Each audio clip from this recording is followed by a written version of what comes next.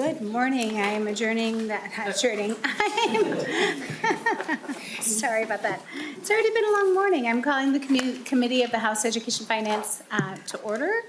And with that, I actually think Representative Hill has some students that he'd like to recognize. Thank you, Chair Youakim. Yes, we have some of our 9th grade friends here from Lakes International Language Academy up in Forest Lake, and I want to recognize them. I want the spotlight on our friends here in the corner.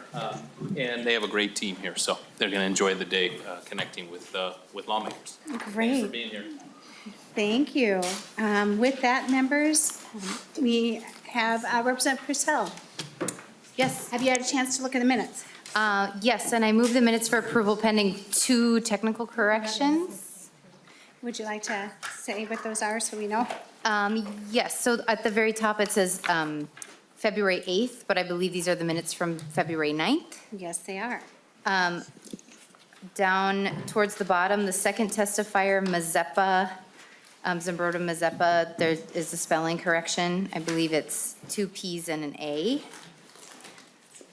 And then I'm not sure how to spell the fourth testifier there, Tom Apple. I don't know if that is an E or not. That's correct. Okay, great.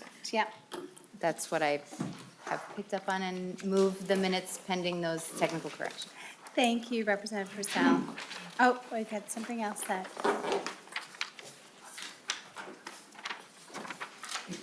You know, actually, you know what, we're gonna just pull the minutes and we'll fix them and bring them back tomorrow. Great. I think that'll be just easier. I Have you rescind my had- motion. Thank you for, could you just formally say you withdraw your motion? I withdraw my motion, Madam Chair. Thank you, Representative Purcell. Representative Purcell, have you actually had the chance to also look at the minutes for the joint hearing with higher ed?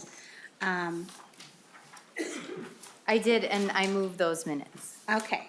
Representative Purcell moves the minutes from the joint hearing with higher ed for February 14th, 2023. Are there any discussion on those minutes? Seeing none, all those in favor say aye. Aye. All those opposed say no. With that, the minutes from our joint hearing on February 14th are adopted. Members, we have a full agenda today, but I want to make sure we have time for discussion. So we're going to move right next to Representative Norris's bill, House File 439. Representative Hill, would you like to move House File 439 before the committee? So moved. With the intention to lay over for an education finance bill? It's so moved, so it's before our committee. Representative Norris, welcome to the Education Finance Committee, and you may proceed with your testimony.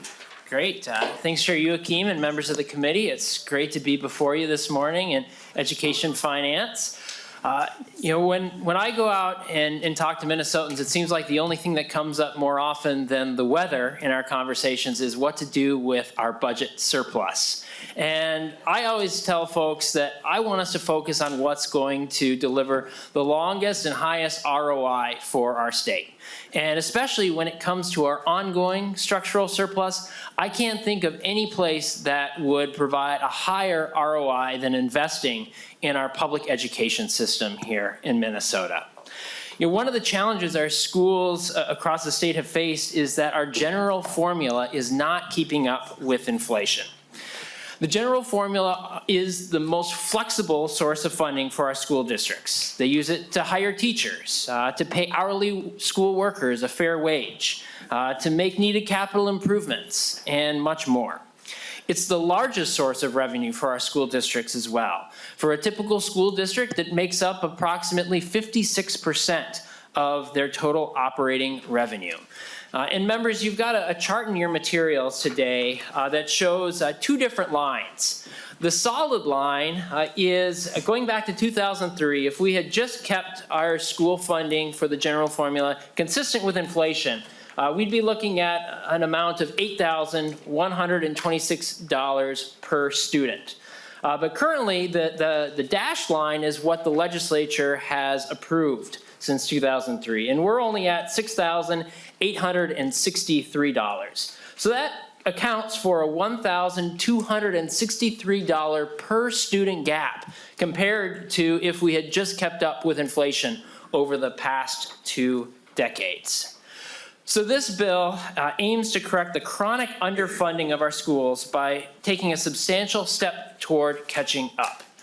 It uses our surplus to increase the general formula by 5% each of the next 2 years and then indexes it to inflation after that. This significant investment will support all Minnesota students, teachers, and support staff. It will help retain staff and address critical staffing shortages, including teachers, paraprofessionals, counselors, social workers, school nurses, and bus drivers. It will provide mental health supports and violence prevention. It'll remediate interrupted learning and boost the recovery efforts from COVID. It will close opportunity gaps among students and families. It will stabilize funding and services to students as the federal ESSER revenue starts to sunset. And it will reduce class sizes. It's also important to note that this bill will help to reduce property taxes by increasing state investment in our schools and easing the burden of using local property taxes to fund our education system.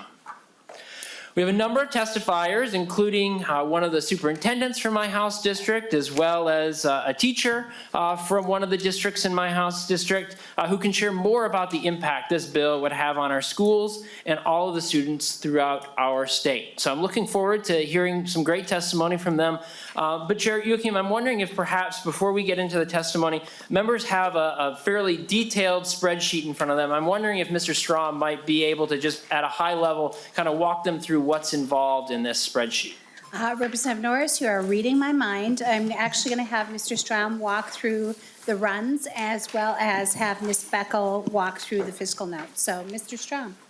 Madam Chair, members, in your packet on legal sides, paper turned sideways, landscape style, there's a printout showing general education revenue for fiscal years 24 and 25 under the baseline scenarios, and then showing the increase with a 5% formula each of the 2 years. Very briefly, the printout is organized as many that you've seen before, with the top 7 lines showing the different strata, different groupings of school districts basically by geographic region or size, and showing the pupil units in those districts. So the first column is the student count that's used for funding purposes. So if you took Acomb as an example, district number 1, they've got 1,077 pupil units for the year. Under the baseline projection on November 22 forecast data, all of the components of general education, including the formula allowance, amount to about $10.3 million or $9,623 per pupil.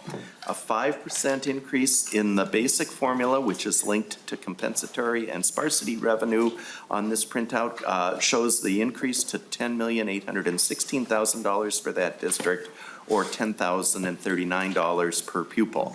The next 2 columns show that amount as a gain, an increase of $448,000, and then that amount per pupil, $416. So for the Acomb School District, a 5% increase in general education revenue that first year is a $416 per pupil increase. The same columns are then repeated for the next fiscal year 25. You can see the district reported slightly fewer pupils for that year.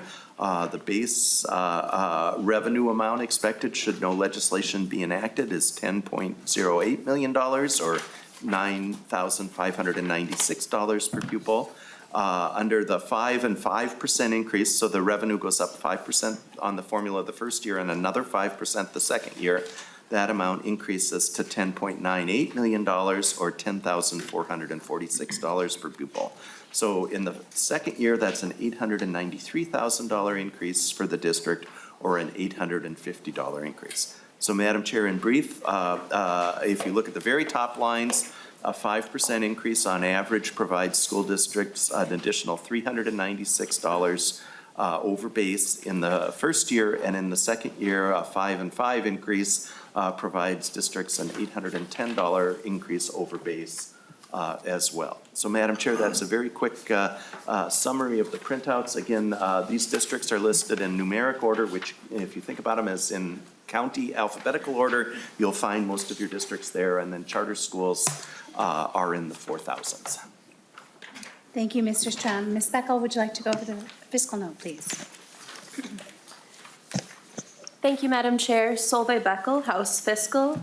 The fiscal note that you'll find in your packets has 4 pages. On the front page, it provides a basic summary explaining that in the first biennium, this bill will cost $1.047 billion. In the second biennium, the bill will cost $1.719 billion. And then when you get to pages 2 and 3, that provides some of the explanation and assumptions. The concept is pretty simple, 5% and 5% in the first 2 years, and then the formula is linked to inflation the following 2 years, and later. And then if you are looking at Mr. Strom's printout, and you'd like to match those numbers to the chart on page 3, you can take a look at, let's see, fiscal year 24, 5% increase on formula, and compare that number, the total number, to the Gen Ed aid entitlement under difference.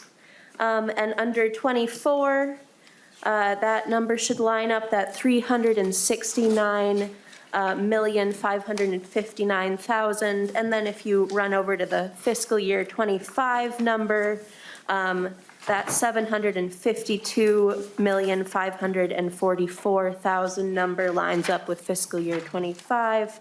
Those, of course, are the aid entitlements. In education, things are often shifted, as is the general ed aid entitlement. So to get the appropriations that you see on the first page, the money is then 90-10, so you take 90% of the current year funding and then 10% of the prior year funding and add them together.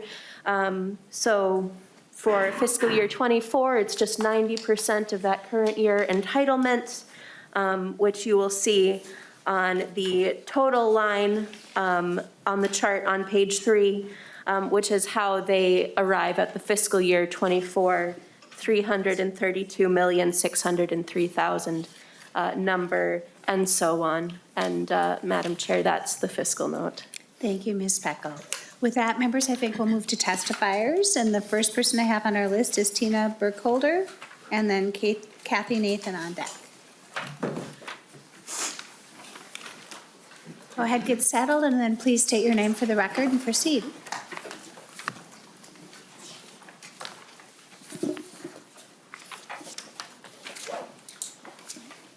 Good morning, Madam Chair and members of the committee. For the record, my name is Tina Burkholder, and I'm the Director of Business Services at Monticello Public Schools, and also past president of MASBO, which is the Minnesota Association of School Business Officials. Thank you for the opportunity to speak today. As a school business official who is responsible for the budget, I prepare long-range financial forecasts to make educated and informed prediction of our school district's financial future. The forecast attempts to determine how financial information will impact the overall district's operations and how we will educate and serve our students and support all of our staff. Recently, I updated my financial forecast for my school board with similar programming, but including the governor's proposal of 4% and 2% for fiscal years 24 and 25 as the general education basic formula increase. We have a close to break-even year for 2024, but we start to deficit spend by $1.4 million in fiscal year 2025, which is 2.6% of our $53 million budget. This doesn't allow us to lower class sizes or add staff to address other student needs for special education, literacy coaches, or other English language support that our students so desperately need. Also, with building and department budgets, we have been keeping budgets frozen for many years. Building leads and department heads are really seeing higher prices on their school materials and supply orders due to inflation. The purchasing power of the dollar has decreased over time due to inflation, and the employees aren't able to purchase as much as they used to with similar funds. My school district, as probably other districts in the state, is experiencing the real fiscal and budgeting impact of inflation. I ask for your support for House File 439 to increase the general education formula allowance to 5% for fiscal years 24 and 25 and index that to inflation to help school districts close that budget gap and see those, address those student needs. Thank you, Director Burkholder. Next up, we have Kathy Nathan. Good morning, Madam Chair, committee members. My name is Kathy Nathan. I'm here as a Rochester School Board member and a Minnesota PTA Board member. This year, the Minnesota PTA celebrates 100 years of advocating for children and their families. While reviewing our archives for items to highlight during our celebration, we found documents from a 2005 statewide advocacy effort, and I quote, "to catch up school funding to inflation because Minnesota's current investment in education falls short of what is required to ensure all students have the opportunity to achieve state and federally mandated standards." Almost 2 decades later, the message is the same, and I ask you to support House File 439 to increase the per pupil formula by 5% in the next 2 years and to tie future funding to inflation. The instability in state education funding means every year is a guessing game for families and staff as school boards and superintendents consider cutting expenditures to balance our budgets when the revenues provided by the state don't match inflationary increases out of our control. As a Rochester School Board member, I had to make a very difficult decision last week to accept the superintendent's recommendation to make $14 million in budget cuts to address next year's budget deficit, including 143.6 teacher, education support professional, and staff cuts to increase class sizes and reduce middle and high school elective options. Those yearly conversations about cuts to staff and programs are disruptive, and districts everywhere in the state are distracted from meeting today's student needs. And today we need more stability and more focus than ever because the needs of our students have never been higher. You have choices before you that would show families where your priorities are when it comes to students and schools. With your support of House File 439, you have a rare opportunity to bring stability to education funding going forward. Thank you for your consideration. Thank you so much. Next up, we have Dr. Kent Patel, Superintendent, Rochester Public Schools, who is also remote. Go ahead, state your name for the record and proceed. Thank you very much, Madam Chair and members of the committee. My name is Kent Patel. I am Superintendent of Schools here in Rochester, Minnesota. The chair of our school board, Kathy Nathan, just hit many of the points that I want to agree are critical in strongly supporting this legislation before you. But I'd also like to come at this through a slightly different angle than it is often talked about, and that's through the lens of improving student outcomes. There's some pretty good research that shows that it takes at least 3 to 5 years to significantly improve student outcomes at the school level if a school is really serious and doing the right things in terms of instruction and curriculum and school operations. And then by extension, some somewhat less robust but still really interesting research that says improvement at the system level in a state like Minnesota or a province or even a small country takes about 8 years. That length of time to achieve our mission of helping all kids develop the knowledge and skills they need to succeed is because we are, as we often say, reinventing the airplane as we're flying it when we're engaged in serious school improvement. I am sure many of you as legislators are following the current discussion about the transition to what is often called the science of reading, but really recognizing the fact that for several decades in the United States, we have not adequately invested in many places in young learners' ability to decode letters and sounds, which has huge implications for their progress through school. And so if, like we are in Rochester, you are aiming to address that need, concurrent with serving the students that we're currently privileged to serve, you are rethinking curriculum, rethinking professional development, rethinking assessment so you can measure those things. None of those things are quick fixes that can be planned for and implemented in a 1 or 2 year period. In the 1990s, the United Kingdom, when Tony Blair was prime minister, made really dramatic progress at scale as a nation. They went from kind of being the bottom of international assessments to kind of the bottom of the middle. And they did a lot of things right. They had a national literacy strategy, for one. But another thing they did was they guaranteed schools at least 3 years of stable funding adjusted for enrollment so that they could plan the kind of serious improvements that we know it takes to improve student outcomes. And so while I strongly support the 5% and 5% increase that is before you in this legislation for the next biennium, it is that connection of inflation to the general fund that I think could be transformative for Minnesota education. This bill, I think, appropriately attaches that increase to the Consumer Price Index, but it's worth briefly noting that the Consumer Price Index measures the increases in the prices of goods and services purchased for consumption by all urban households. That's actually quite different than a school district where we have 85% of our costs, our staff salary. So if you used another measure of inflation that's really more relevant for an organization like a school district, which is the implicit price deflator for state and local government, if you use that measure, even though state aid for K-12 education in Minnesota has increased in monetary terms by 50% since 2003, using the implicit price deflator, we actually have decreased by 15%. And so at a time when the stakes are higher than ever before, we actually in real terms are spending less than we were 2 decades ago. The Consumer Price Index, I think, is the more appropriate measure for this legislation. So in highlighting that alternative measure, I'm not suggesting a change. But any way you count it, we're behind. And this legislation could do a great deal to help Minnesota schools catch up. Final point that I'd briefly make is I think a lot of us are reading about and paying attention to balloons over our heads these days and wondering if they're from China or some other place. I think it's fair to say that if you told the U.S. military or the CIA that they had to plan to address threats like that and could not count on inflationary increases in their budget to pay for salaries and materials, they would say, we're undermining the mission and not serious. And I think in our educational endeavors, which as the author of the bill said at the beginning, have tremendous potential for return on investment, the same kind of smart funding strategy could pay huge dividends for our students in the years ahead. So thank you for the opportunity to lend my support to this bill.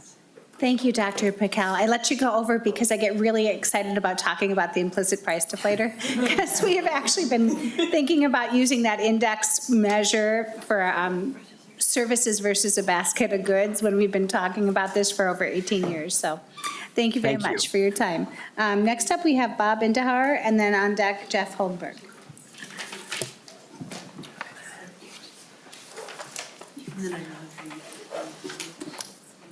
Chair Youakim and members of the committee, I am Bob Indahar. I am the Executive Director of the Minnesota Rural Education Association. We represent 235 rural school districts throughout the state.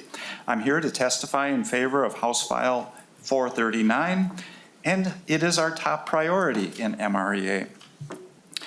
Our organization represents most of the nearly 100 school districts that have no voter-approved operating referendum.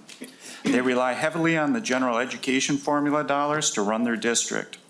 While other districts have been able to overcome shortfalls of their budget with operating referendum revenue, these districts are forced to make tough decisions about student support and staffing due to having fewer dollars. The reason this is so important this year is that inflation is hurting their bottom line more now than in recent years. Think about it: salaries, subs, healthcare, basic supplies, contracted services, they're all up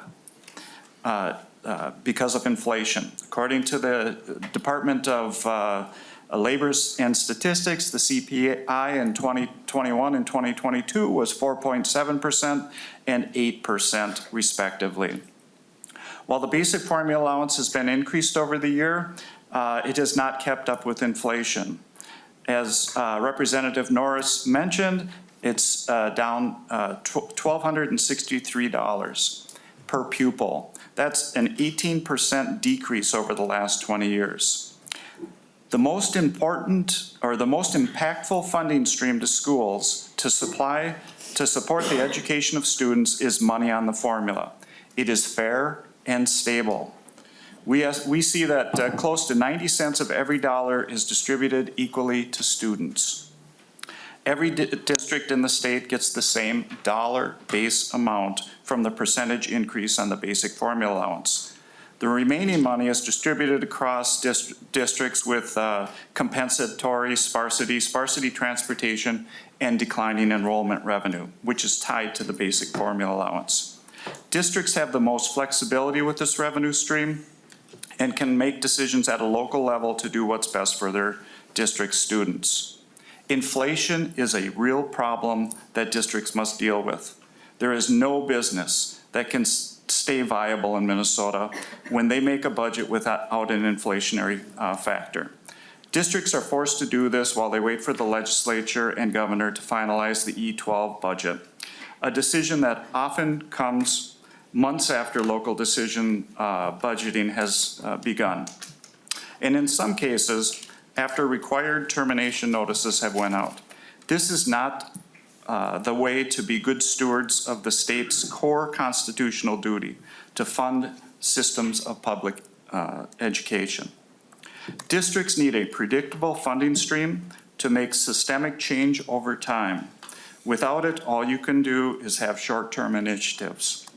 Tying the basic formula to inflation is needed to create a predictable funding stream for districts to operate for the long term.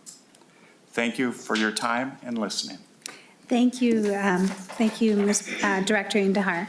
Next up, we have Jeff Holberg.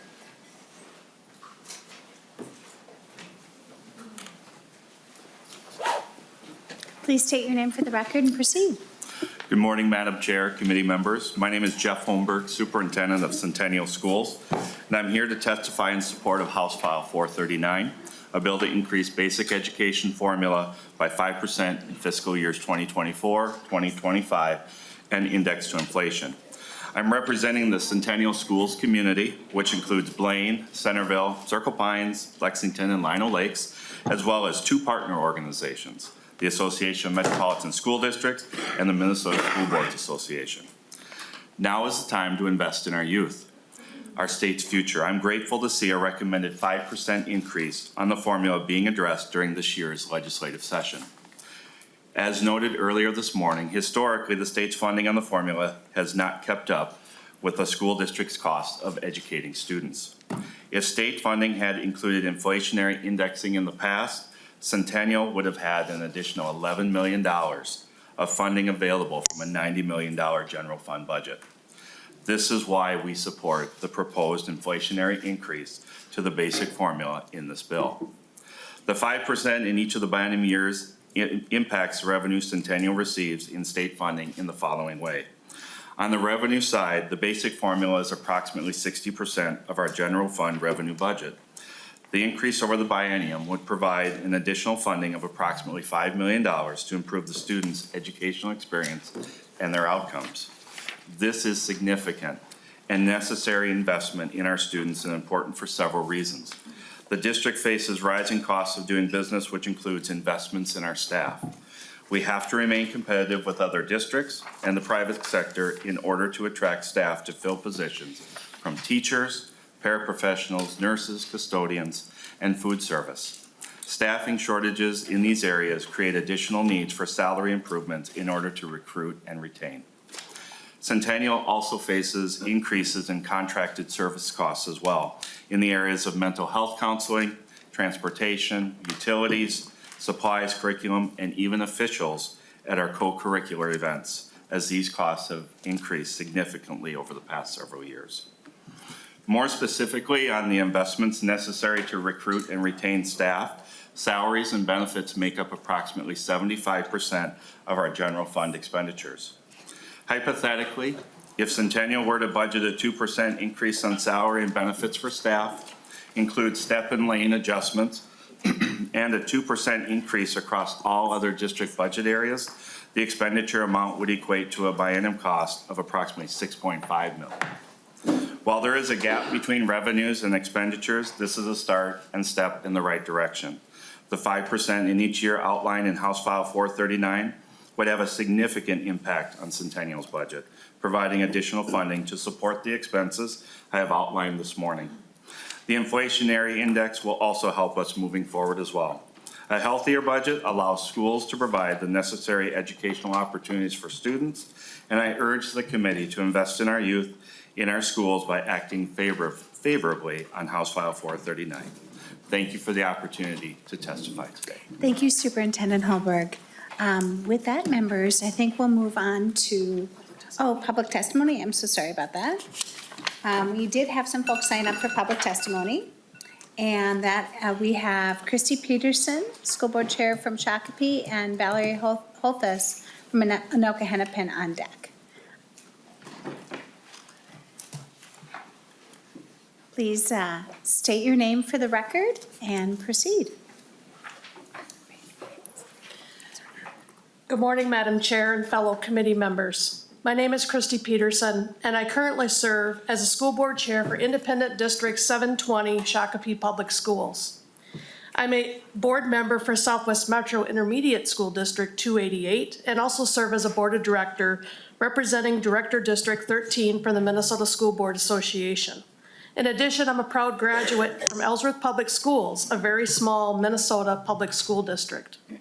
I'm here this morning to urge the passage of House File 439 as presented, which increases the general education formula by 5% in each year of the next biennium for all of our public schools across Minnesota, in addition to an inflation calculator added to the formula moving forward. While public schools across the state have been appreciative of the small increases on the formula in the past, these small increases have not kept up with inflation. When school funding does not keep pace with inflation, it puts our school districts in a very difficult situation and impacts every facet of providing a quality education to our students. These increases in costs have put school districts and school board members in a very tough position, resulting in a reduction of expenses in places where it matters the most, and that's our classroom. When you look at the rate of inflation over the past 10 years, and the percent increase on the general education formula, you see in the chart that you were provided a gap that widens very quickly every year. And that gap actually really started back in 1995. However, inflation is only one contributing factor as to why I urge the passage of House File 439. Another significant factor is the amount of unfunded mandates that every school district in Minnesota has to implement and execute. The reality is that when these mandates are put into law without the appropriate funding, it is forcing districts to do more with less. While mandates are meant to improve education in very specific disciplines, there are often unintended consequences that often cause harm to students across every district. There are more state-level mandates than we have at the federal level. Unfunded mandates, while well-intended, do have adverse impacts on every school district. They diminish local innovation. They result in additional local cost, usually in the form of additional record keeping, staffing, and documentation. Failure to comply can result in fines, penalties, and potential litigation. Lack of local control and decreased morale in the district, and interruptions of long-term or strategic planning and goals. In my district, our school board recently had to make the gut-wrenching decision to reduce our budget by $7.5 million just to balance our expenditures with the revenue that we receive. This resulted in a reduction of 50 classroom teachers, several counselors, and other classroom support positions. This is in addition to having some of the lowest paid teachers and staff in the metro area. It forced our district to ask our community for additional tax dollars just to balance our budget and to restore some of these significant cuts that were made. Our local taxpayers should not have to provide the extra funding to support Shakopee Public Schools for state mandates that are unfunded. Our society has changed significantly over the past 10 years. The needs of our district are very different than 5 years ago. Some of these needs include mental health support and services for not only our students, but also our staff. Updated curriculum to improve student learning performance in core subjects such as math, science, and reading. School districts are seeing teachers leave the profession because they can manage a big box retail store and make more money, which they need to support their families. Our funding was never adjusted to match these societal changes. The passage of House File 439 would positively impact all 7,800 students in Shakopee Public Schools. The 5 and 5% increase, along with the addition of the inflation calculator on the formula, would allow Shakopee to do the necessary things to improve student outcomes, such as mental health professionals, adopt curriculum to improve those student outcomes, improve upon teacher compensation to help retain the incredible staff that we already have in place, and so much more. It is time to close this gap. What we invest in our students today will pay dividends in our state for years to come. Let's show our students and staff how important public education is in Minnesota by stepping out from the normal 2 and 2% increase on the formula and pass the proposed 5 and 5% increase in the next biennium with the inflation calculator. On behalf of Shakopee Public Schools and all school board members across the state that I represent as a member of the Board of Directors for the Minnesota School Board Association, I ask you to support the passage of House File 439. Thank you. Thank you, School Board Chair.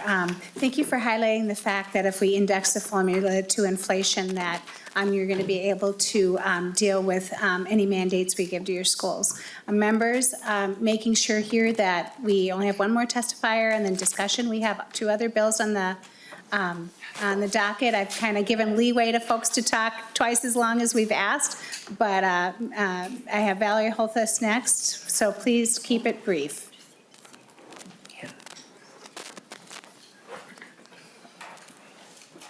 Hello, Madam Chair, committee members. My name is Val Holtus. I'm a teacher on leave from the Anoka-Hennepin School District, currently serving as president of the Anoka-Hennepin Education Association. We're currently facing a teacher and staff shortage crisis in our schools. In my district, there are currently 35 openings for teachers. This does not include openings for substitute teachers. There are 44 openings for paraprofessionals. In our neighboring district, Osseo, there are 74 open positions for paraprofessionals. The chronic underfunding of schools has meant that less and less money has been directed into our classrooms over the years, which means less funding has gone directly to our students and the licensed educators who meet their academic, social, and emotional needs. Minnesota's share of funding for public schools hasn't kept pace with inflation.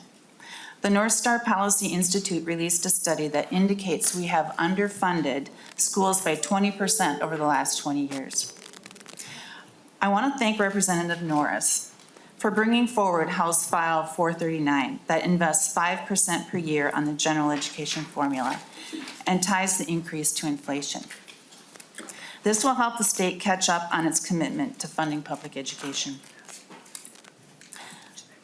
Last night, I had dinner with a friend of mine who's a teacher in my school district.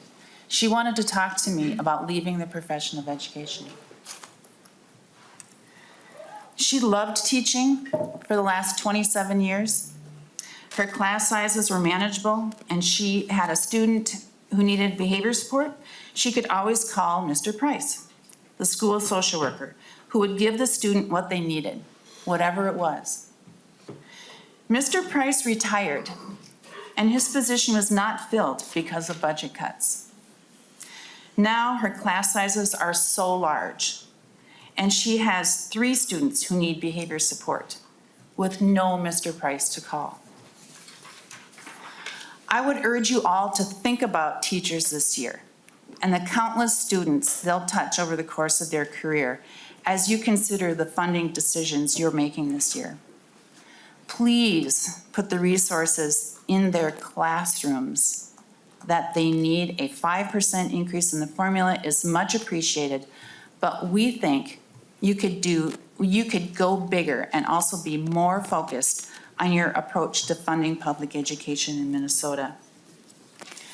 Teachers need fewer students in their class to give each student the attention they deserve. They need more counselors, more school nurses, 1 in every building. And they need support personnel to meet the needs for their students so they are not the last line of defense for that student. They need more time to prep and meet with students. They need dedicated training for the support personnel their students rely on. This is why we need more money on the formula and need it directed to specific areas to make sure those funds are supporting students, and educators. I thank you so much for listening to my testimony today. Thank you, Valerie Holthus, for bringing us back to the folks that are doing the work in the classroom with our students, our teachers, and how important it is to make sure you're supported. With that, members, I think we've reached the end of our testifier list for those who have signed up beforehand and today. Do we have any questions from members? Representative Pryor. All right, and this is a question, and we'll find out who can answer it. But I know that, we do our work and we will be passing a budget bill by the end of session or as soon as we're able to for this funding. How long does it take before the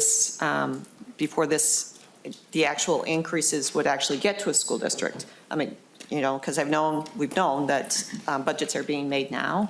But what is the timing where, when we pass this, that we can say, yep, this is, we can start planning on this increased funding going forward? And is it, it's not going to be in this next school year is what I would imagine. And is it the next school year that we would have an impact, or would it have any impact on the school year at all? Representative, would you like The to upcoming toss school to Mr. Strom? Or Representative Norris? That'd be great, Chair Youakim. Okay, thank you. Mr. Strom? Madam Chair, members, the increase in the bill would take effect starting July 1st for the school year that's the 2023-24 school year.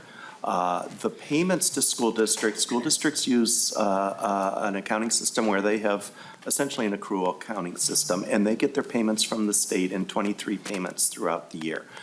There's a statutory schedule for when they get that money, but it would start going to districts starting on July 15th that they'd first see an increase. And then the system is referred to as the metering system, so that money is metered out over the school year then through June 30th. And then there are a series of cleanup payments based on final pupil counts and things in the fall of 2024.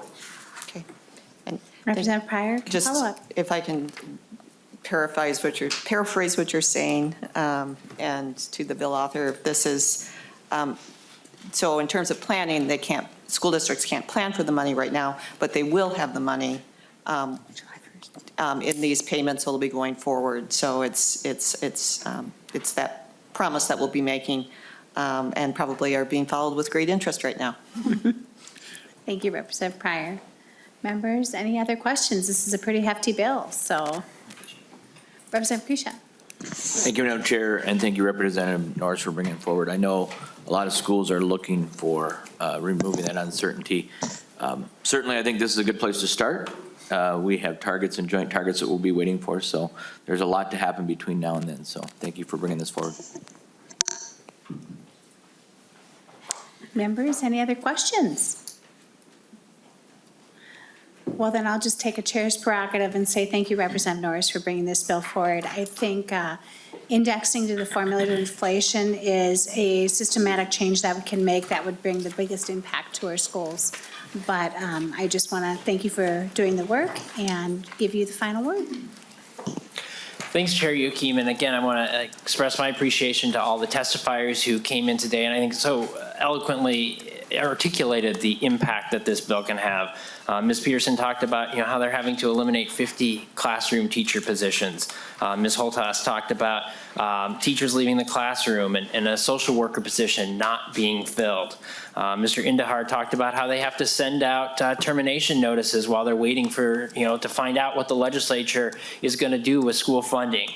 So I think this bill would address a lot of those concerns. I think it's time and it's appropriate to make a significant investment in our education system. And I think Superintendent Holmberg put it best when he said, now is the time to invest in our youth. Anybody who knows the fact that I've worked in youth development my whole career knows that I couldn't agree with that more wholeheartedly. And I look forward to hopefully seeing this in your omnibus bill when it gets rolled out, Chair Youakim.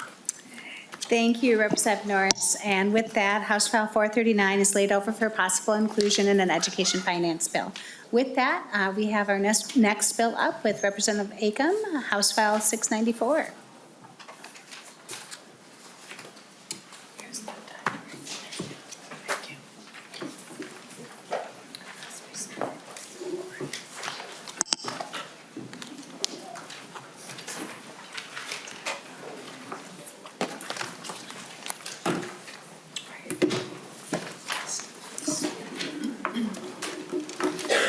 Representative Edelson, would you like to move House File 694 before the committee for possible inclusion in the education finance bill? Thank you, Madam Chair. That is my motion. Thank you. Thank you, Representative Edelson. So with that, we have House File 694 before the committee. Representative Acomb, proceed. Good morning, Madam Chair and members. Today I'm offering House File 694, a bipartisan bill that increases funding for the Minnesota Math Corps program. While I don't serve on either education committees, we all know that students are struggling, particularly after challenges of the last several years. The need for math interventions has grown across the state, and especially for our BIPOC students. Math Corps has been working in schools since 2008 and places trained AmeriCorps tutors to work with students in pairs to provide individualized support to accelerate their growth. Math Corps tutors work alongside other classroom teachers and support the work they're doing. They help teachers meet the needs of students who don't have these essential building blocks of math understanding, so teachers can focus more on grade level instruction. Dr. David Parker from Serve Minnesota is here today to testify and will provide the committee with more information on the model used by Math Corps, the training members receive, and the program's efficacy. Before I hand it off to my testifier, I want to make sure to point out that Math Corps and Reading Corps have been amazing on-ramps for people looking to get into the teaching profession. Not only do they get experience working with students and learn from the network and network with teachers, but they also receive an education award that can be used to pay for college or pay back student loans. As a former AmeriCorps member myself, I know firsthand how important community service and service learning is, and honestly, I can't think of a better way to provide service at this moment in time than in the classroom. I'll now turn it over to Dr. David Parker, the Vice President of Research and Development from with Serve Minnesota, and we'll proceed. Thank you. Please state your name for the record and proceed. Yeah, Madam Chair, Committee, thank you so much. My name is David Parker. I'm the Vice President of Research and Development at Serve Minnesota, and thank you for allowing us to share a little bit more about our community-powered math tutoring program called Math Corps. Math Corps provides an individual serving in an AmeriCorps service year the tools, training, and support to provide effective evidence-based math intervention for students in K through 3. So you can see on the screen, anywhere there's a blue dot is where you have one of those community members working in a school to serve one of the 4,000 plus students that are being supported by Math Corps right now. And that kind of feasible, scalable solution, as we all know so well, is needed now more than ever. As you can see on slides like this, all students have been impacted in terms of learning due to the pandemic. But some students and some groups have been impacted more. And those are the same students that were already at risk of being able to access high quality math instruction or the supports that can help them get back on track for a successful math learning career. So the next two slides are something I'll briefly skim over. I want to highlight that there is an instructional science embedded into math, the Math Corps. And this slide is a markdown. I'm going to go real quickly. I encourage you to look at it more, but everywhere where you see something highlighted and then some, if you were a math researcher or a math teacher, you would say, hey, look at that. This is something that I know works. And same thing, again, I'm going very quickly here, but the same thing is true about the implementation science for Math Corps. We are partnering with schools, so we also need to be experts on how to implement something. So you can see some of the components that are listed here. But in a hearing like this, the most important thing to emphasize, of course, is that the program works. It is one of only 2 programs listed by the prestigious Johns Hopkins University's proventutoring.org for late elementary and middle school math, one of 2. And that's because the program works. It has been shown in rigorous research to accelerate students' math learning by, as you see here in the kind of the raw points, but that's an equivalent of 3 months plus. So that's nearly a semester of math growth due to participation in the Math Corps program. And I want to highlight as well that it's not just the students experiencing value. You see stakeholders both in the state, the implementers themselves, the partners at the school level, as well as at the national level, who are recognizing a program like this has a place. It is powerful. But what I want to focus in on is the value of the program to our state's educational system and to the educator themselves, the profession. There's a couple of slides here showing testimonies they're written, from AmeriCorps members turned teachers. Their service career turned into a career in education. So what we're working on right now in closing that we just want to highlight for everybody is that we're really working hard to make that as accessible to as many aspiring teachers and as many community members who want to help their schools as possible. The things that are listed on this slide are just a snippet. It's everything from advocating to our federal colleagues and successfully advocating for increases in stipends that approximate a $15 minimum wage, to more flexible service terms so that if you have a lifestyle or a family that you can actually do this because there's options for you instead of having to do a full-time or a fully part-time. We're making those kinds of changes with our federal partners, and then we're doing targeted support to the groups that might need it most for a future career. So helping them while they're in their service career.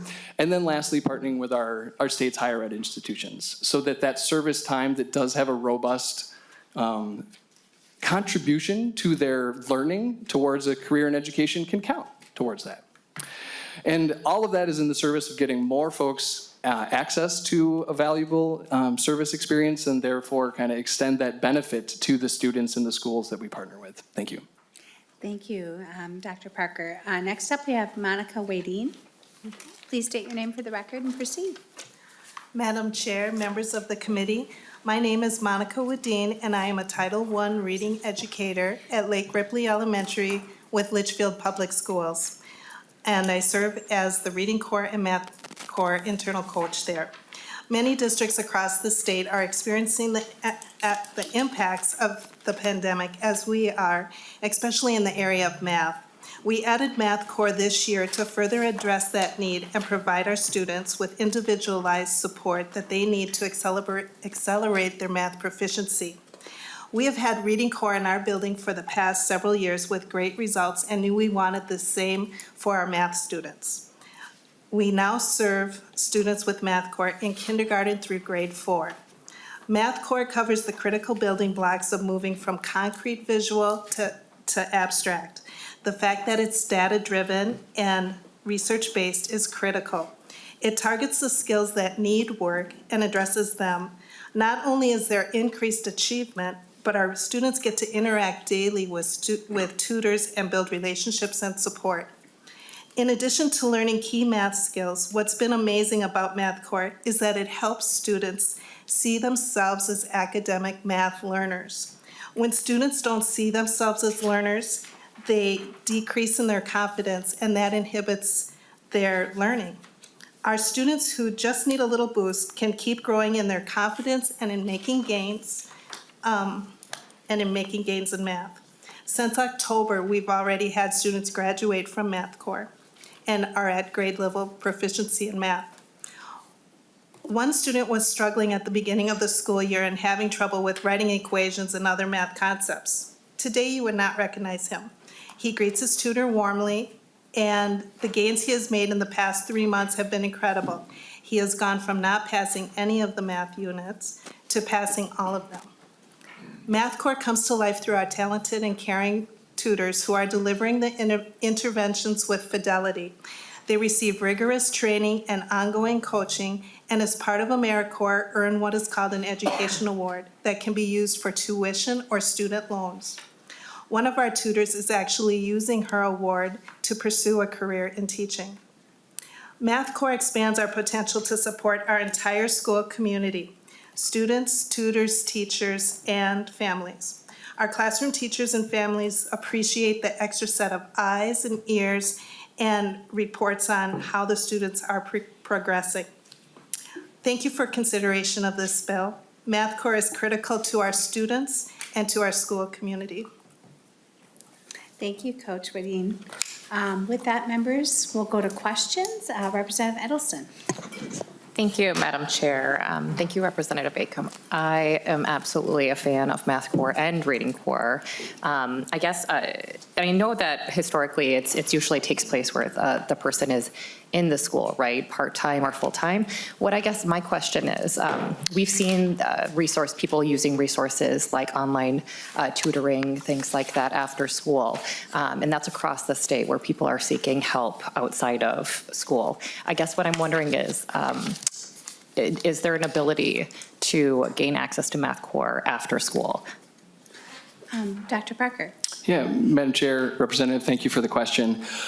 We are constantly exploring partnerships to allow the Math Core kind of science of math learning to take place outside of the school day. A couple things I'll just note. The research base for tutoring in general tends to identify as in-school tutoring as being the most effective, and I think those are for logical reasons, because that's when you can synchronize with the school day and you have students that are there. But we do have a flexible interpretation of when students are there. So we encourage our community members and tutors to tutor students if they're there in after-school programs. That's not off the table. There's a few more things I could say, but I'll stop there. Yeah, thanks. Thank you, Dr. Parker. Representative Anderson, quick follow-up. We've got a few people on the list. Yeah, just really quickly. Thank you, Madam Chair, and thank you for your I think being able to, a lot of people, if you have means, are going to use things like Mathnasium after school. So maybe if the research is there, but I think if there's a way to look at that for the future, I just appreciate work, but I'm very supportive. Thank you, Representative Anderson. Representative Altendorf. Thank you, Madam Chair. Thank you so much for presenting this today. I guess my questions just really are this is a big jump in funding, and I know academically, Minnesota, our test scores have drastically dropped, and as well as other states in the last few years. So I think it's about 40% of our students are proficient in math right now. So is the big jump in funding, is it going to be, can you tell me a little bit more about where is that being focused? Are we bringing more students into the program? Are we hiring more? Just a little bit more about specifically where those funds are going to be going. Representative Acomb? I can just briefly comment and pass it over to Dr. Parker. I will say that the wonderful thing about Math Core is that it is scalable, pretty easy. It's easy to scale. And so the statistics that you pointed out are exactly why the appropriation has been increased to address the moment that we're in. But I will pass it over to Dr. Parker. Yes, Madam Chair, Representative, thank you for the question. The short version visually would be, I think we want to get to where those red dots are as quickly as we can. The goal is to have the blue dots and the red dots share a lot more spaces. And what I'm referring to there, for those who maybe don't know, that slide I showed Reading Core has a much bigger footprint than the Math Core program right now, and we are pursuing this because STEM is just important, and you can't have STEM without the M. So we would like to kind of expand that footprint. Okay. Thank you. Thank you. Representative Sensor-Mora. Thank you. Can you tell me the salary of a Math Core member? Dr. Parker. I should be, Representative, Madam Chair, thank you. I should be able to tell you that directly. We can follow up and say for sure. It depends a little bit, I think, on their service term, but what I can tell you is that it is a $15 per hour equivalent for the part-time 900-hour positions and the 1,200-hour positions. And whatever that equates to for the service term is what the kind of full salary would be. But the goal there, to say just a smidge more, has been to make that a competitive and livable wage, knowing that if we don't do that, and it was previously anchored much lower, and that was an AmeriCorps thing, is that that's inherently inequitable. Right, there's more types of backgrounds and individuals interested in service that can access that than there's fewer than we would like, I think is the way to say that. Representative Sensor-Mora. Representative May I just also add to that, upon completion of a service year, a member is also given a service award for education or to pay back student loans, and it's about $6,200 a year. Yep, in that. That's potentially for a 2-year service term, $12,000 for college. So it's a nice perk. And can I say one more thing? Is that okay, Madam Chair? That is not inclusive, as I understand, and we can, like I said, we should follow up with you on this one, but that's not included some of the, we would say, life resources that a service term gives you access to, like childcare, like healthcare, some things that kind of remove barriers and that people who are interested in the service or the professional track need. Representative Sensor-Mora, follow up. Great, thank you. Yeah, I'm happy to hear that the rates are going up because I do think that the AmeriCorps program, while has done some good things in this country, I think has a really flawed history and kind of the idea that we're asking people to support people who are living in poverty by asking them to live in poverty. So I'm glad to hear that you're increasing that. And I think with the additional funding, I would like to see more increase for salary because I also know that AmeriCorps recruitment and from having, done AmeriCorps programs and managed AmeriCorps programs myself, I know that the retention and recruitment is really hard when you have just a not livable wage. So thank you. Thank you. Representative Bennett. Thank you, Madam Chair, and I'd like to echo what Representative Edelson said, that I'm very supportive of Reading Corps and Math Corps. I had a lot of experience with Reading Corps in my own school where I taught for many years in Albert Lee. And actually one of my students' parents who started volunteering in my first grade classroom eventually became a Reading Corps tutor and then became eventually a para in our school district. So it shows how, that really does help with our staffing issues as well. But I just want to comment a couple things on give you kudos to this program because I think it's one of the best research and data-based programs. Tons of integrity in it. The fidelity of having these internal coaches that make sure that these practices are consistent, and because you use I'm more familiar with Reading Corps, but the science of reading is used directly and you keep it with fidelity, and that's important. And then the data to support that. And so this is, one of the few programs that I could say with Reading Corps and Math Corps are things we can support. And especially with, only like 40% of 8th graders right now are proficient in math. We need this more than ever. So thank you for coming forward, for bringing the bill forward, and I'm very supportive. Thank you. Representative Clardy. Last up. Yeah, it's always hard to speak last because a lot of your points have already been taken, but here's one. So I've been an internal coach for a couple different schools. So I like the integrity of the program and the consistency of the data keeping. I'm curious about implementation on public schools versus private schools. Are you having the same type of ratio or as far as services, or is it mainly one or the other? If you could speak to that. Dr. Barker. Yes, Madam Chair, Representative, thank you for the question. In general, the program has a model, and we like to kind of keep to the core components of the model. So the instructional tools and the coaching broader parameters are standardized across, and that's so that if you go to one school, you can go to another school and you'll see, oh, the Math Corps program's happening. That's what you want. But we are adaptive to the local needs of a school, for example. So if one coach, for example, in a school, you may have experienced this, has a busy time of life in a few months, then that additional coaching structure that was briefly depicted in one of the slides can hop in and help with that. And there's a number of other ways we're adaptive, but I hope that's a beginning answer to your question. Representative Clardy, follow up? Thank you. All right, I did miss a hand, so Representative Ream. Thank you, Madam Chair. So on page 8, you have a great quote, low success in math is linked to outcomes in education, income, and career attainment. And I'd really like to hear how you are addressing the differences between the way girls learn and boys learn. I know there's a big learning gap and achievement gap with girls and boys, and would love to hear, how, and I won't expect you to know statistics necessarily, but, if you could tell me the numbers of people who identify as women who are teaching it versus men, and, just address the learning gap between females and males. And Dr. Parker, if you could answer briefly, but also answer in there too, what you do to make your program inclusive as well. Madam Chair, could you repeat that last bit? My hearing isn't great. Just if you could make it brief and then also add in there too what you do to make your Math Corps implementers inclusive as well. Yeah, perfect. Madam Chair, Representative, thank you for that question. the magic happens by meeting the student where they're at. And that's one of the hallmarks of, I think, math science instruction. So when you allow a student to lead forward and kind of share how they have thought through the problem, then you can cover different types of inclusiveness in terms of math learning. So if there are trends in gender, then we're honoring that, where a girl might be thinking about it more likely in a certain way.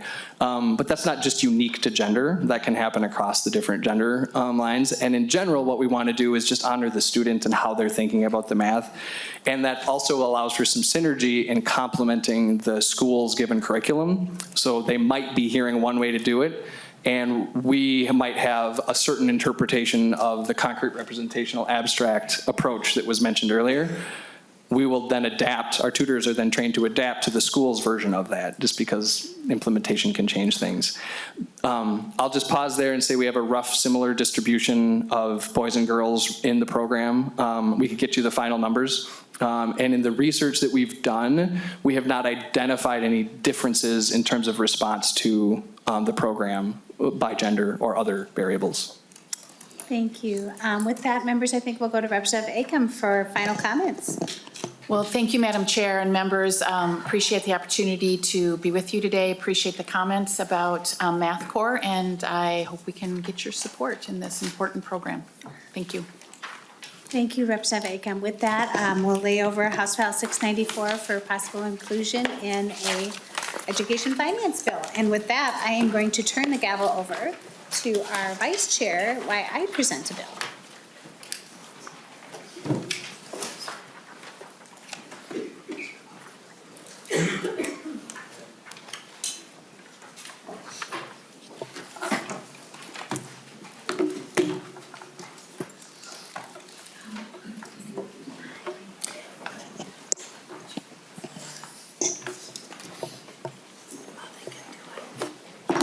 So our last agenda item is House File 806. And Chair Youakim, would you like to move House 806 for possible inclusion for the Education Finance Bill? Yes, Madam Chair, I would like to do move House File 806 for possible inclusion in an education finance bill. You may go ahead and present your bill. Thank you, Madam Chair. Committee members, thank you for hearing House File 806, and thank you to my bipartisan co-authors, including Representative Bennett, Pryor, Clardy, and Bakeberg, that are on this committee, and others. I'd like to tell you a little bit about this bill. So House File 806 invests $7.65 million in one-time money over the course of 3 years for grants to the Barr Center. BARR stands for Building Assets and Reducing Risks. The BARR Center, a nonprofit organization, started in St. Louis Park and is still based there and is working with schools across Minnesota and our country. In Minnesota and nationally, the BARR system is recognized as a highly successful way to improve student achievement and school environment for both educators and students. BARR achieves results through on-site training, supporting aligning a system within existing school structures, training materials focused on building intentional student-to-student, teacher-to-teach student relationships, professional development, and coaching. This program is implemented with the school over 3 years. In rigorous research conducted over an 8-year time period as part of the U.S. Department of Education Investing in Innovation Grants, independent evaluators looked at BARR and found the system was beneficial for both students and teachers, was sustainable, scalable, and cost-effective. You can see that echoed in the letter from the American Institute of Research that's in your packets. This extensive research shows BARR's impacts have had some of the greatest effects on students at risk of course failure or academic challenges.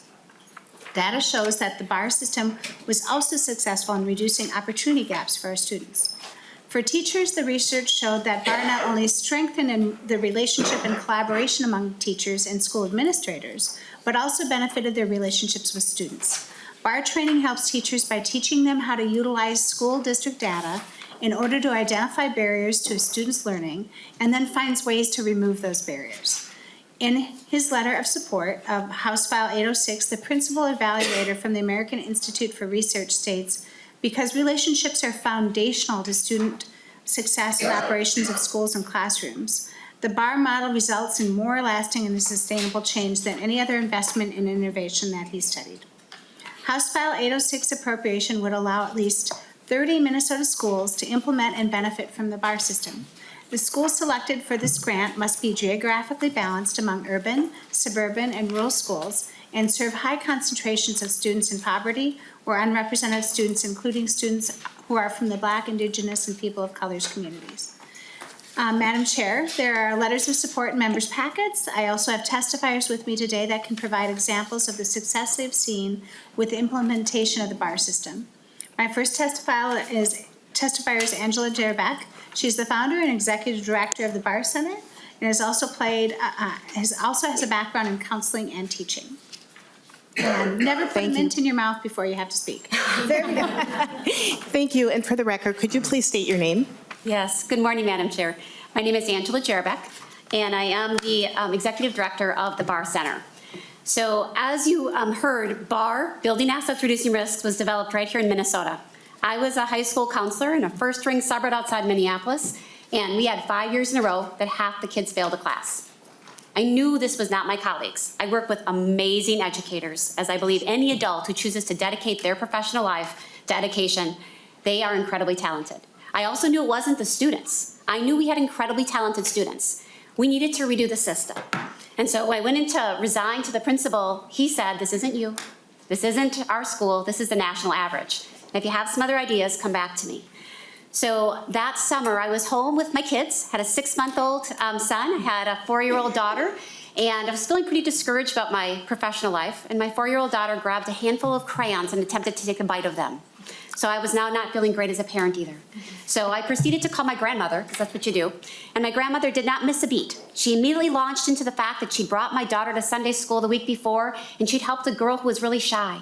And that my sister had taken her to the playground, and she was really brave on the monkey bars. And all of a sudden, I realized I was a better parent because I had information from other adults when I wasn't there about how my kid was doing. And in particular, it was often about a strength, something that was going well.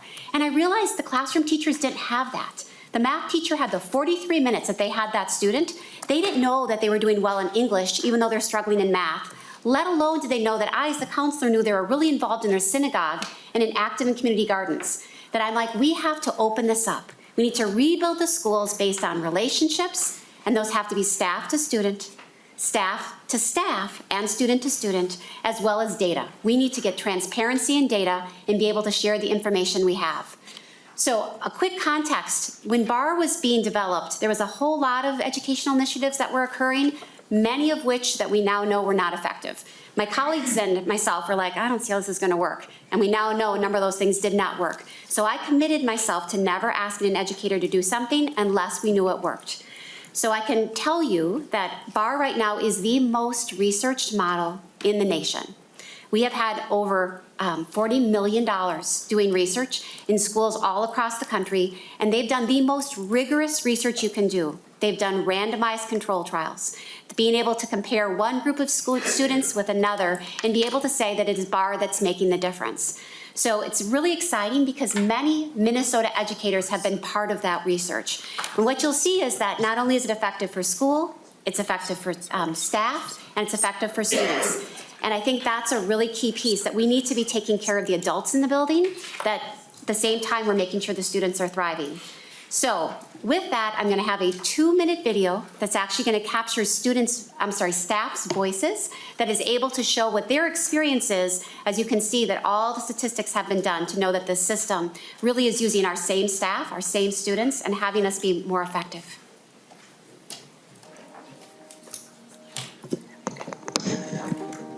In my experience in education, the BAR program has been the program that I've noticed the most difference immediately. Just the way that the meetings are structured, and when you see what's involved in it, it forces you to think about things in a different way, and then to recategorize how you're going to use people's time. Utilizing the BAR method has really allowed us to turn the tide and show our students what they really can be when you have teachers who are diligent and intentional about impacting their lives. BAR provided that platform for students to find themselves, to develop self-confidence, to learn how to socialize and communicate with each other, but at the same time, it also provided that other ability for our teachers to identify students before they slip through the cracks, What makes it so special is the community that we have here. The students are all one just giant family, and so are the teachers. And the teachers take every opportunity that they can to give us the opportunities that we need. BAR has forced us to focus in a way that everyone owns every scholar. So when we are implementing interventions, we are discussing and collaborating to ensure that we are making decisions that are best for our scholars at all times. And so BAR has really transformed the way that we do things. Intentionally, we meet every week, discuss every student, and we make sure that we find the thing that's for them. We get to know our students in a way that we know what their strengths are. We figure out what they really like, and then we try to match them up with the appropriate thing in our building. BAR has really allowed us in the science department to get the kids engaged in what we're doing, share ideas, elaborate on each other's ideas, and really just focus on their learning and how we can really improve and really bring learning outside of the classroom in a comfortable environment for the students. But that is the beauty of BAR, is that it will work anywhere, any school. It works in rural America just like it does in urban. And it is because it allows a school to not have to reinvent everything they do, take what you're good at, what you provide students, but how do you connect those pieces and make it all work? I can honestly say in 26 years of education that BAR is unequivocally, hands down, the best program to help students I've ever seen.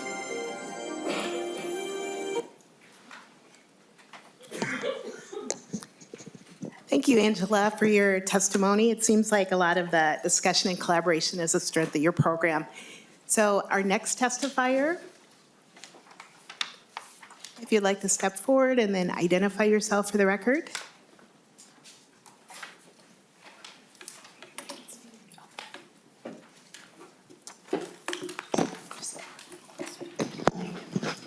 Good morning, Madam Chair, committee members. My name is Stephen Gordy, and I am the principal at Lake Elmo Elementary School, which is part of the Stillwater Area School District. Thank you for this opportunity to speak on behalf of BAR.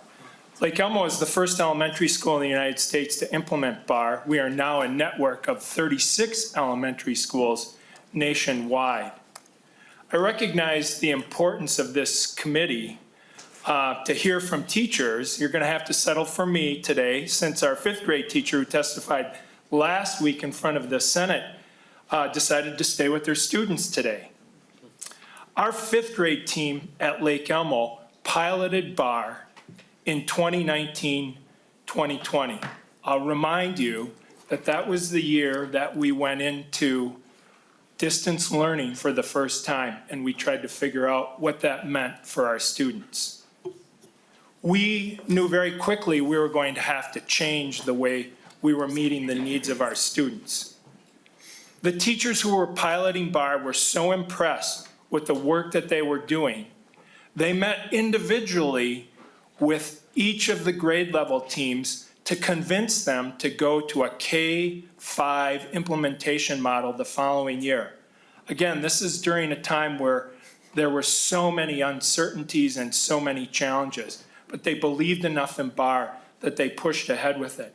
We decided to implement at that time across the school. We are now in our third year of implementation. It's important as the administrator that I identify the results that we've achieved in the very short time since our implementation.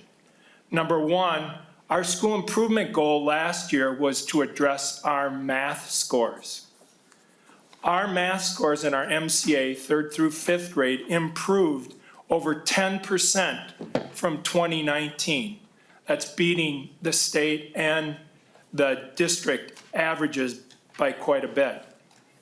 More recently, as we look at our Winter Fast Bridge scores, and we're looking at reading as a school improvement goal this year, we see that our scores are up across grade levels, each grade level showing growth in each of those cohorts.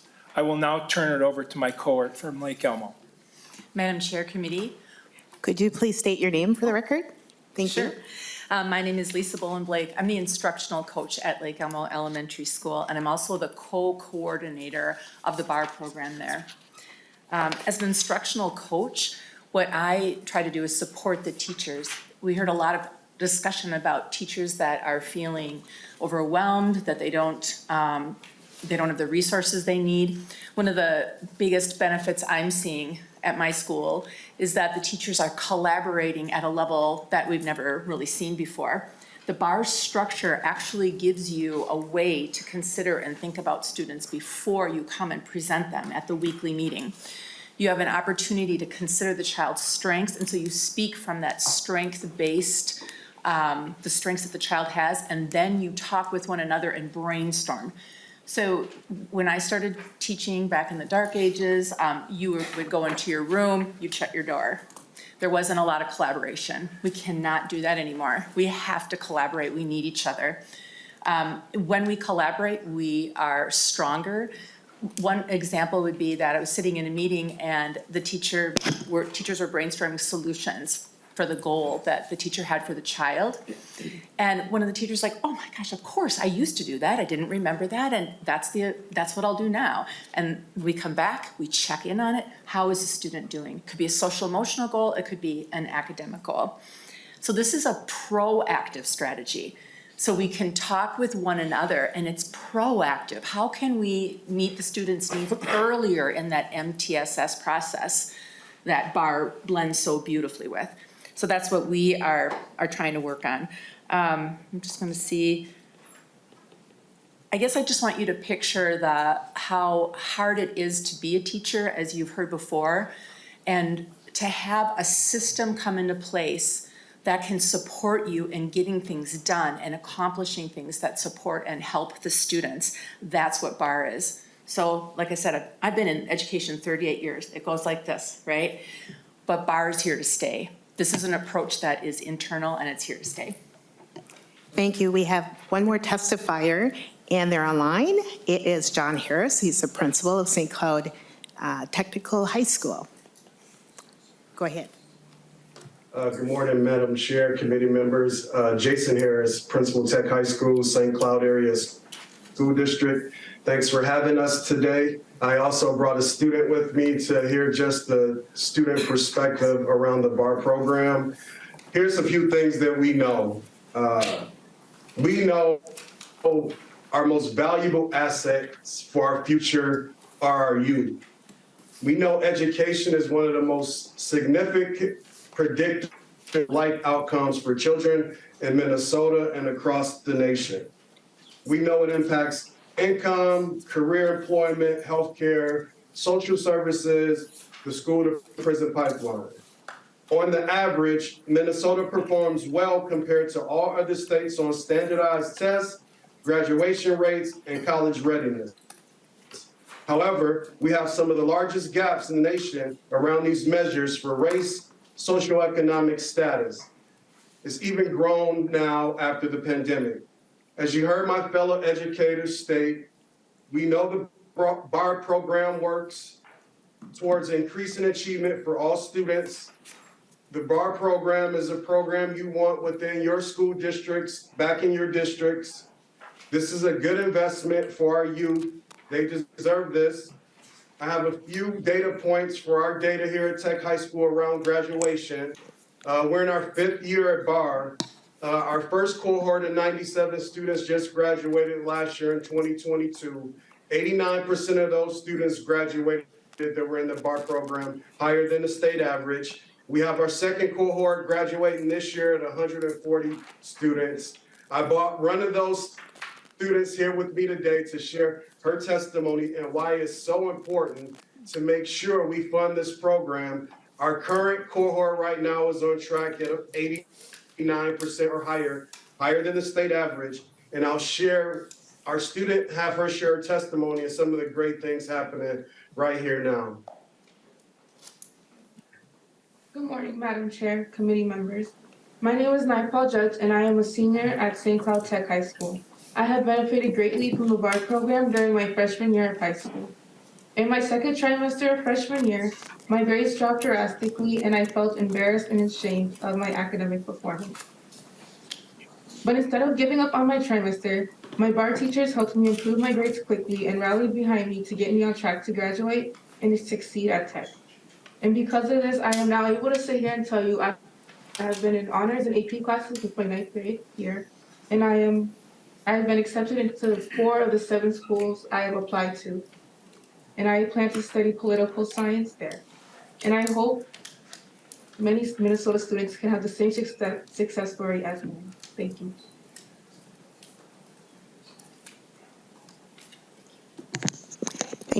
Thank you so much for your testimony. With that, we have no members of the public with testimonies. And for questions, we just have a couple minutes. And we have a couple members on here. Sensimura, representative. Did you have a question? Yes, sorry, I can keep it brief. You talked about the kind of the money that you all have put into research. I'm wondering, where did that funding come from? And then can you just kind of speak generally to how you're funded? Thank you. I'll have Madam Chair, Ms. Jerbeck answer that. The funding has all been federal research funding.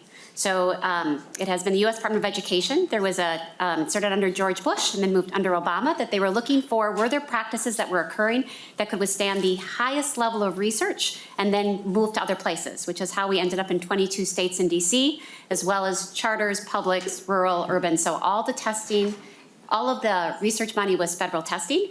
And then we have just recently moved to actually just providing service to schools and not having them participate only to do research studies. And then could you just share generally, how are you funded? Is it like, what's the mix of state funding, federal funding, private foundations, stuff like that? Thank you. So we don't have any more federal funding. The $20 million grant expired in July. We have, so we're really moving to working with states and providing direct services to schools. So for evidence for ESSA, we're listed as a tier 1 model for math, for reading, for SEL, but we're really now trying to get the service to schools and having it be that as how our funding structure will move forward. Thank you. Our next question is by Representative Hill. Thank you, Vice Chair. And thank you, Chair Youakim, for bringing this important bill. A couple of things that I wanted to highlight from the testimony, and it was not lost on me that there were 3 ponies that were at the bench at the same time from Stillwater.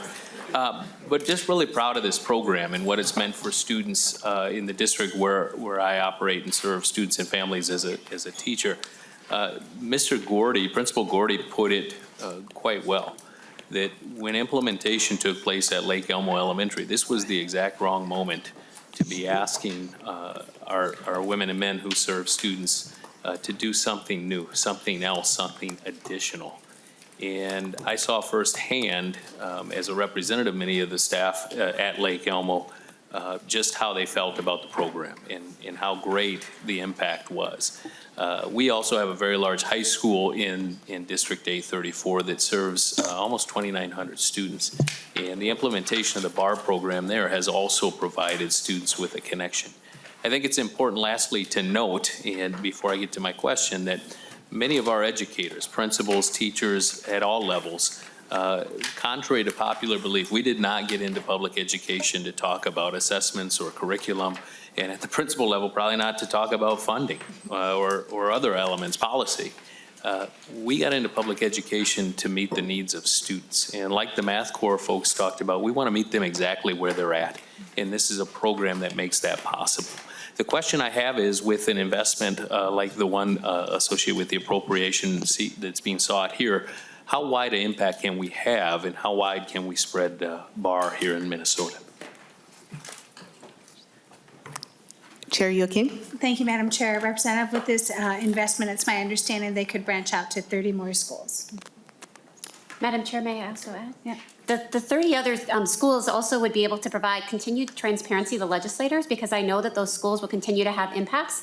And our goal is really to get these systems to schools across the nation.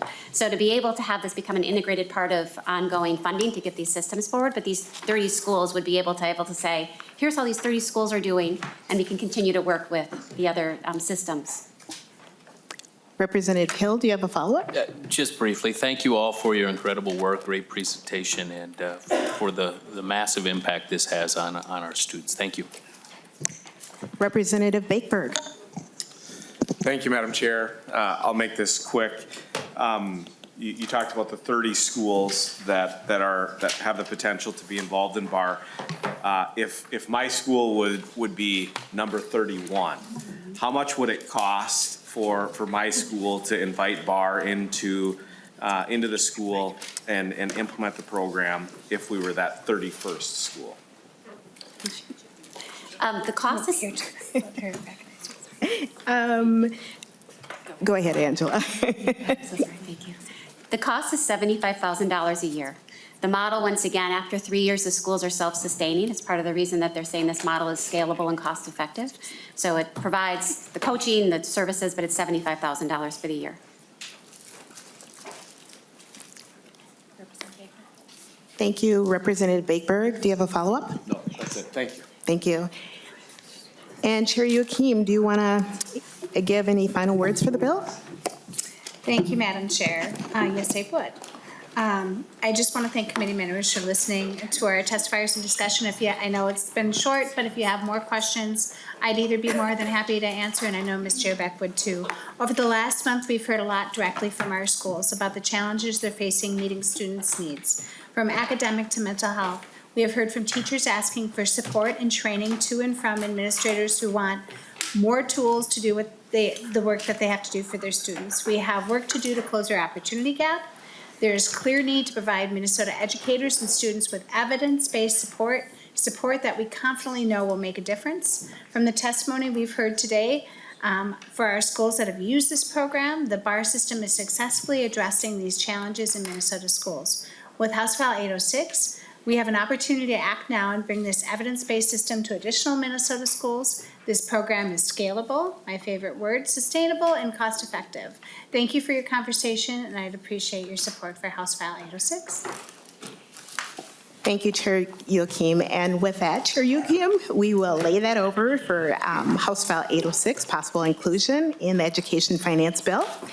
And I'd like to thank all the members and for your time and attention today. And so tomorrow's agenda, we'll look at House File 100, which is Representative Stevenson, and we will be looking at the articles that pertain specifically to this committee's jurisdiction, which is Article 6, Section 6, and 20, and Article 9. We'll also be hearing Representative Hassan's bill, House File number 320, and which provides funding for increase of funding for teachers of color and indigenous to our classroom. So, and with that, this meeting's been adjourned.